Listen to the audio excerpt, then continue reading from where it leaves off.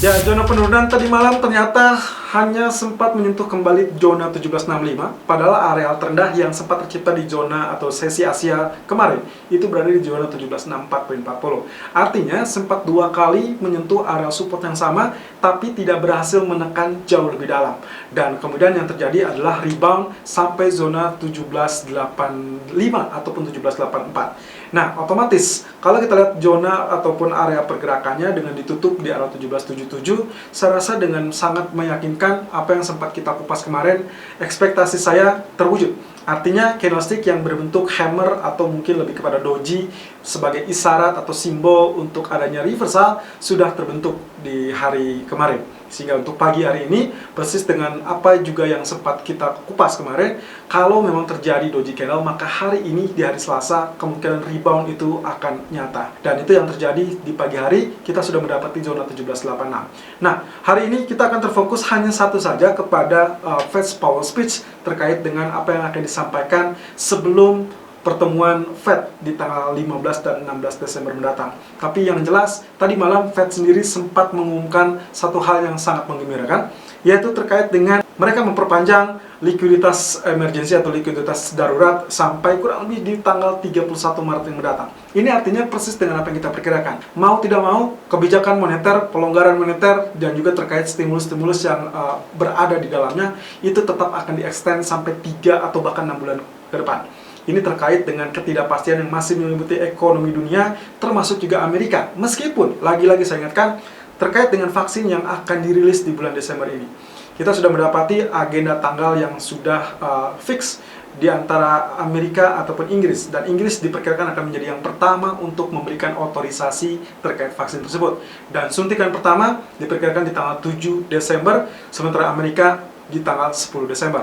Dan baru saja saya mendapatkan informasi tambahan, yaitu update di mana kepala dari bagian otoritas Amerika dipanggil ke Gedung Putih untuk dipertanyakan kenapa Amerika tidak bisa segera atau melakukan otorisasi sesegera mungkin, jauh lebih cepat dari Inggris. Dan hal ini tentunya terkait dengan kebijakan yang memang diusung oleh Donald Trump untuk membagikan vaksin sebelum libur Natal tiba. So, kita akan lihat perkembangan lebih jauhnya akan seperti apa, tapi yang jelas kali ini fokus utama adalah Powell. Karena OPEC pun ternyata pertemuan untuk hari ini atau agenda hari ini dibatalkan atau ditunda sampai setidaknya hari Kamis 3 Desember.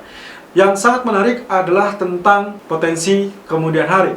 Kalau misalkan ternyata Powell memberikan isyarat terkait dengan kebijakan moneter, juga kebijakan stimulus tentunya yang sempat berseberangan dengan Steven Mnuchin, maka kemungkinan apa yang sempat ditakutkan ataupun yang dikhawatirkan oleh para pelaku pasar sedikit terhapus. Artinya, pakai stimulus tersebut sudah disiapkan dan kemungkinan tendensi atau arah kebijakan moneter di tanggal 15-16 Desember sudah relatif terbaca. Bisa saja ini adalah market discount ataupun market anticipation.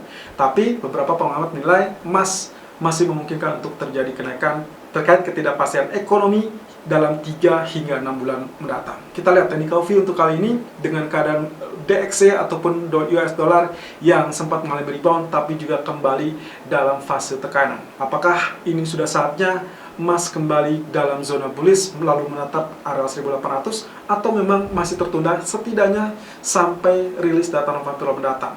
Atau yang paling aman lagi adalah setelah memang terjadi otorisasi dari vaksin yang sangat dinantikan oleh masyarakat di seluruh dunia. Kita lihat technical view 1 Desember 2020. Irfan untuk Agrodana. Ya, technical chart untuk DXY atau outlook untuk indeks dolar di tanggal 1 Desember 2020 per jam 11:05 waktu Indonesia bagian Barat, kita sudah melihat dan juga sempat memperkirakan bahwasannya memang akan terjadi bullish candle atau dalam ini doji candle. Ya, persis dengan apa yang sempat kemarin kita jelaskan, bahwasanya area ini meskipun sudah confirm akan melanjutkan penurunan, tapi juga diwanti-wanti juga kemarin karena dia sudah equal dengan area historical price. So inilah yang terjadi. Jadi untuk hari ini sebetulnya seharusnya secara normal, secara teori kalau sudah lihat ada doji candle seperti ini mirip dengan hammer ya. Kalau misalkan kita sebut dengan long upper shadow, sayangnya di bagian atas pun terlampau panjang menurut saya. Tapi juga kalau kita kategorikan spinning top juga tidak equal di area tengah, bahkan real bodinya cenderung agak sedikit lebih besar.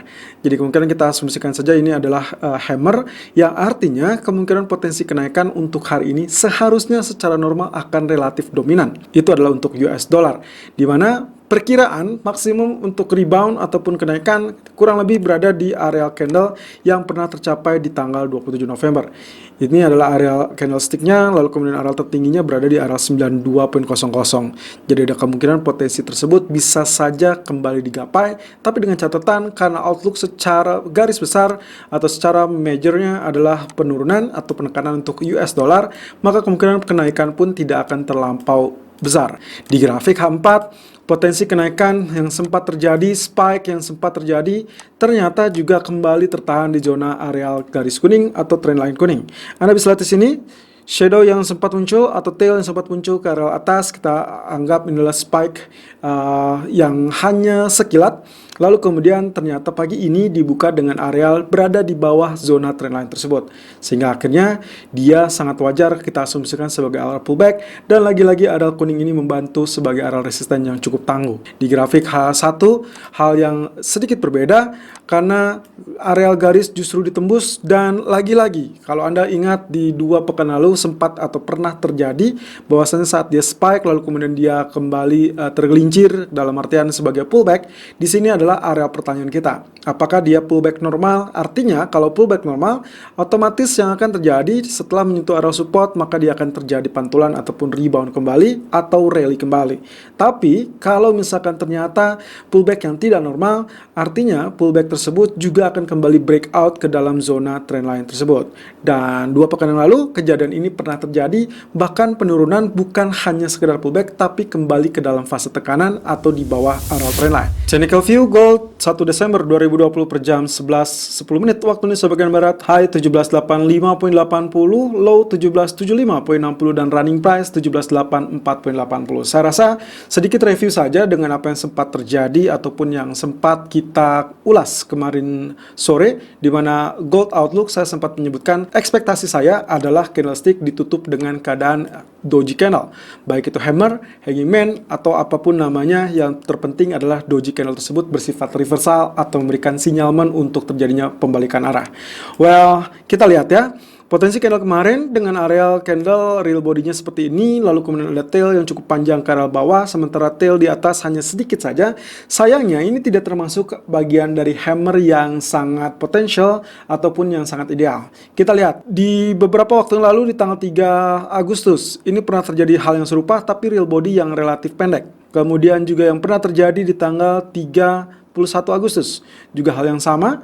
Lalu kemudian pernah yang terjadi juga di tanggal 14 Agustus adalah hal yang sama. So, apakah ini sama dengan ketiga contoh candle tersebut? Kalau ya, maka otomatis hari ini akan terjadi kenaikan. Ataupun yang paling memungkinkan, bentuk ini mirip dengan keadaan candlestick di tanggal 30 Juli 2020, di mana potensi real candle-nya justru body candle yang cukup panjang, tapi juga ada tail yang cukup panjang ke arah bawah, sementara tail ke arah atas yang lebih sedikit. Sehingga kemungkinan saya asumsikan mirip dengan area candle ini. So, preferable sebetulnya ini masih area buy. Dengan area resisten yang harus Anda awasi adalah MA 200 sekarang berada di area 1800.20, dan area trendline biru ini berada di 1793.70, persis dengan area chart yang sempat kami share tadi pagi. Lalu area support masih tetap akan berada di 1765.00 ataupun 90, di mana ini adalah area 76% dari Fibonacci retracement, yang juga secara kebetulan hari ini sedikit relatif berdekatan dengan area garis purple seperti tersebut di area 1768 ataupun 1769. Tapi dengan catatan kali ini, kalau dia tidak berhasil berada atau ditutup atau menembus zona ini, atau bahkan menembus zona MA 200, akan relatif berat untuk mengalami kenaikan. Sebetulnya secara perhitungan seharusnya kita sudah mengikuti pola yang pernah terjadi di bulan Maret yang lalu. Ingat, di pekan lalu dan juga termasuk di awal pekan di hari Senin, saya sempat mengatakan ada kemungkinan potensi ini akan kembali terulang, di mana potensinya setelah dia mengalami break low ataupun Ini adalah cross MA, di mana dia sempat menembus area MA tersebut ke arah bawah, sehingga ini adalah area sell. Tapi begitu ada pengumuman tentang paket stimulus, dia kembali rebound dan menembus zona MA tersebut kembali dengan zona bullish. Dan dilanjutkan dengan bullish yang lebih bertahap dan lebih megah. Kemudian di grafik keempat, potensi kenaikan sudah terjadi. FE ataupun Fibonacci expansion 61.8% terbukti sebagai area yang cukup kuat, karena memang beberapa kali Anda lihat di sini 1, 2, 3, 4 candle, lalu kemudian dia bertahap mengalami kenaikan. Dan pagi ini pun kalau kita lihat ini sudah mulai cukup bagus area kenaikannya. Saya rasa kalau misalkan kali ini patokan saya adalah 1788 atau 1789. Kalau misalkan itu berhasil tembus, otomatis kita akan melihat zona setidaknya 1793 persis dengan area blue trend line tadi, ataupun bahkan di area 1800 ya, mendekati MA 200 tadi di daily chart. Dan di grafik H1 otomatis kurang lebih areal inilah yang sempat saya tandai tadi pagi, di mana arealnya ternyata memang breakout. Nah, setelah breakout ini hati-hati, kemungkinan perhentian pertama menurut saya kembali lagi 1788 ataupun 1789, lalu nantinya dia akan terkoreksi. Koreksinya kurang lebih kemungkinan hanya berkisaran 1779 ataupun 1781. Ini mengacu kepada garis purple tersebut, di mana trendline tersebut mengisyaratkan sebagai neckline. Mungkin saja kalau misalkan kita asumsikan, let's say saya asumsikan bottom ini kita satukan sebagai satu bottom, artinya kemungkinan ini left, ini adalah bagian head, lalu kemudian ini adalah bagian right shoulder, yang artinya kembali area purple line yang sempat ditembus tadi pagi merupakan area neckline yang sudah berhasil tembus. Lalu bagaimana dengan targetnya? Targetnya berarti saya tinggal ukur dari ketinggian bottom tersebut. Areal target potential untuk zona inverse head and shoulder yang kita sangat nantikan kemarin adalah 1801.90 atau kurang lebih di 1802.00.